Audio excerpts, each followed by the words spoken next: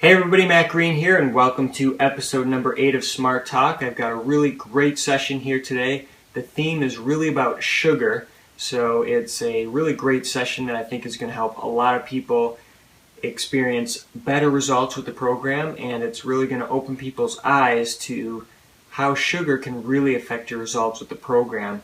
I'm going to be going over how one of our members lost 30 pounds following the program, and they want to know whether or not they can eat more fruits in their diet.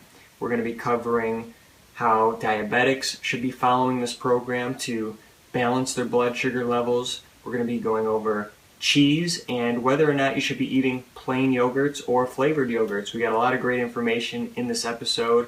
I'm excited to share it with you today. So let's get started with the first question. Richard says, just watch your video that talked about fruit. I like fruit for a snack, in place of potato chips or other high-carb snacks as I would eat before the diet. I've been on the diet 8 weeks now and doing well. Can I eat fruit every day? I've lost 30 pounds and my wife has lost 10 pounds so far. We're so excited. Hey Richard, congratulations on your success. That's a huge accomplishment to lose 30 pounds with your wife. That's a huge accomplishment, and I'm very proud of the success that you've achieved. And we'd love to see your picture and see a testimonial from you. That would be a huge accomplishment to share with other Slim Down Smart members. And your question is a very good one, and the answer I have really depends on where you're at and where you think you're at with your weight loss progress and your health. So the two ways, well, first let me just say that adding fruit into your diet instead of eating processed carbs such as chips and crackers and cookies and sweets, that's definitely a better alternative because you're reducing all those trans fats, vegetable oils, omega-6 fats from your diet. So that's a huge help. It's going to help reduce inflammation. And so that's a great decision that you made in that regard. So the two ways that I'm going to give you options for is number A, which is the first route, and that is if you're at your desired weight and you feel great with your health and you have a lot of energy, you're feeling phenomenal, then I would recommend eating fruit as much as you want. Once you're at your desired weight and you're very satisfied with where you're at, then you can eat fruits more often. The other route is path B, and that is if you lost 30 pounds, you still feel like you have maybe another 10, 15 pounds to go, and you still want to lose more weight, and you want to continue improving your energy levels and feeling even better, then you're going to have to stick to eating fruit once every other day as we've been recommending with the plan. So it really depends on which way you want to take it. So it's totally up to you. You know, you've done a great job so far. If you have more weight to lose, you can totally do it. Or if you're at your desired weight, that's perfect, and you can consume fruits more often as you wish. So that would be the answer to your question, and hopefully that gives you a better idea of where you should be taking your consumption of fruits, whether you should be increasing it or monitoring it and reducing it to the once every other day. Joy asks, I'm diabetic and I'm trying very hard to follow the plan. My question is, my blood sugar seems higher. I'm really wondering why. I monitor 2 to 3 times a day at different times. Routine otherwise unchanged. Hey Joy, great question, and we receive this one all the time from diabetics that are following the plan because it can be a little bit trickier for diabetics. If you have diabetes, it's definitely one of the hardest things to reduce because there's so many different foods that can spike your blood sugar levels, and there's also a lot of foods that can keep your blood sugar levels balanced. So you really have to find which foods keep your blood sugar levels specifically balanced. And it's different from person to person, so that makes it even more trickier. So what I would recommend if you're following the plan all the way through is reducing your consumption of fruits and things like oatmeal and any other carbs that you're eating in your diet, whether it's cereal, breads, anything like that, you want to reduce. Or if you eat those foods, you want to test your blood sugar levels. But I know if you're eating those foods, your blood sugar levels are going to be elevated from eating those foods. But those are the foods I would be very careful about, and I would only eat those foods on a really restricted basis. And the other foods that are going to keep your blood sugar levels balanced, almost guaranteed, is going to be healthy fats, lean proteins, and lots of vegetables. So proteins like chicken, beef, turkey, those are great foods to keep your blood sugar levels balanced. Also healthy fats like avocados, olive oil, coconut oil, those are great ones to keep your blood sugar levels balanced. And the secret is they raise your blood sugar level by about 0. So these are great foods to be eating. And all kinds of vegetables like kale, you can have spinach, lettuce, there's collard greens are really great. So there's all kinds of green veggies that you can eat as well, which are going to keep your blood sugar levels balanced. So I would stick to those foods, and I would really watch your consumption of fruits, carbs, cereals, breads. Those are the ones that are spiking your blood sugar levels. But I would really test specifically to see which foods are causing your blood sugar levels to increase, and you can do that just by eating a meal and then testing your blood sugar levels after the meal. And you can check about an hour after and see how that meal has affected your blood sugar levels. So that's what I would recommend, is testing your blood sugar after the meals that you're eating to see which specific food or meal is causing your blood sugar levels to get to high levels. That's the main thing that you have to find out. And once you know which foods are causing your blood sugar levels to increase, you can reduce those foods, incorporate different foods that keep your blood sugar levels lower, and then you'll begin to experience a lot more success on the program. Beverly asked, I cannot have cheese. What would you recommend as a substitute? Thank you. Hey Beverly, great question. And this can be tricky because cheese is, although very good tasting, there's not too many alternatives that you can choose from. So what I would recommend, the best option that you can choose from is a vegan cheese, which is sold at your grocery store. If you can't find them, I would ask somebody at the store. They'll be able to help you find it. But it's a cheese that's made from nuts, spices, and herbs, and there's no dairy in it, so that may be a great option for you. Otherwise, I would just sort of stay away from the cheese. If you can't have it, I would skip the meal completely if it has cheese in it and pick a different meal that doesn't have cheese in it. Or you can try making the meal without cheese. That's another option too. But definitely the vegan cheese would be my best recommendation, or it would be to just avoid the meal with cheese or don't add the cheese into the meal.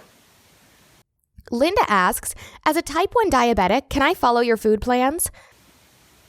Hey Linda, great question. And as a type 1 diabetic, you can successfully follow the plan. We've worked with tons of type 2 diabetics, type 1 diabetics, and pre-diabetics, and we've had a lot of success helping diabetics balance their blood sugar levels, and in most cases, such as the pre-diabetics and type 2 diabetic cases, reduce diabetes completely. So the plan has been very successful in that regard. And what you have to be careful with while following the plan is you have to monitor your blood sugar levels as you eat the foods that we recommend. The foods react to diabetics in different ways, and it varies person to person. So what I would recommend, especially if you're eating fruits, oats, or any types of grains, that you really monitor your blood sugar levels to see which of those foods really spike your blood sugar levels and which of these foods actually keep your blood sugar levels stable. So it's different from person to person, and you're going to have to test.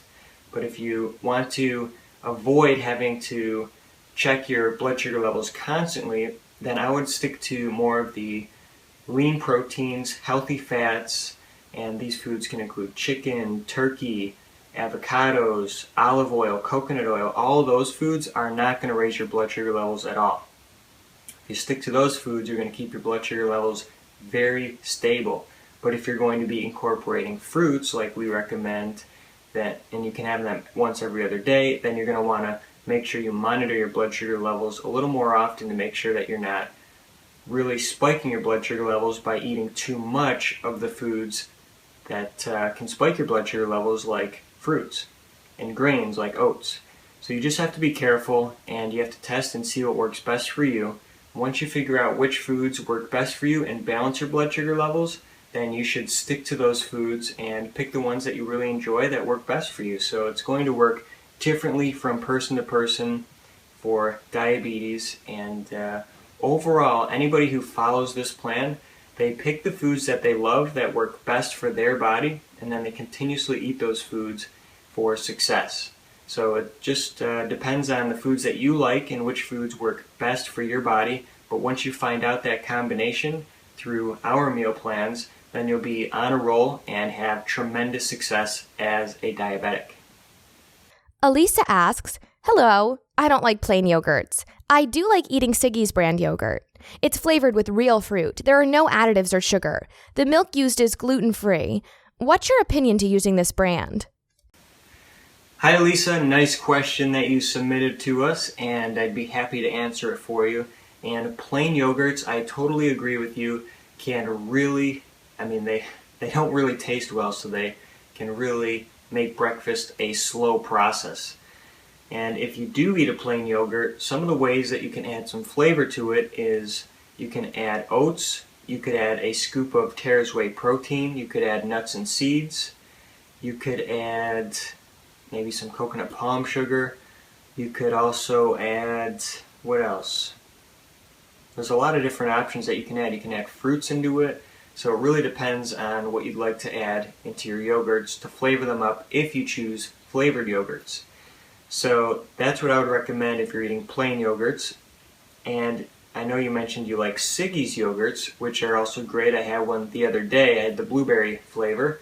And there's a lot of protein in those yogurts, so they're very good. They have 14 grams of sugar in one, or 14 grams of protein rather, in one of the cups of a Siggi's yogurt, blueberry kind, and there's 11 grams of sugar. So the yogurt's great, and the ingredients are pretty good. I noticed that there was some cane sugar in mine, which is an added sugar. But other than that, the only thing I worry about is just overall the sugar in it.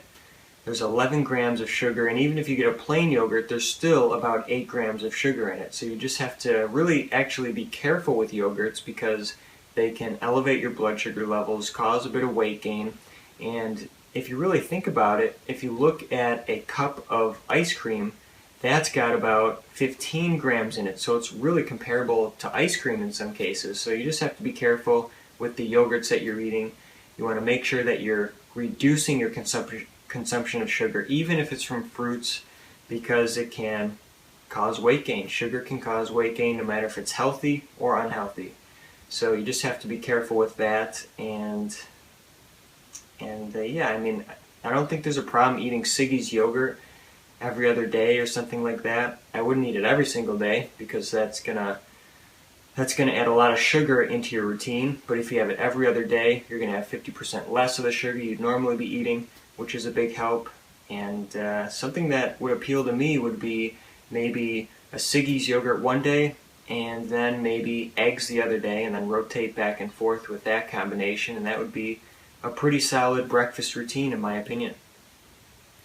Alright, question of the day. We had a lot of phenomenal questions that were asked. I hope you got a lot out of this episode and you're able to take your health to the next level. But the question I have for you today is, what is your most favorite low sugar snack to eat of all time? And it's something that you eat on a regular basis and it's very low in sugar. Let me know in the comments section below. I'm looking forward to seeing your answers and talking with you guys below in the comments section. And if you do have a question that you want me to answer on one of our upcoming episodes, make sure you click on the orange button which is below this video and submit your question so I have a chance to answer it on an upcoming episode. Have a great day.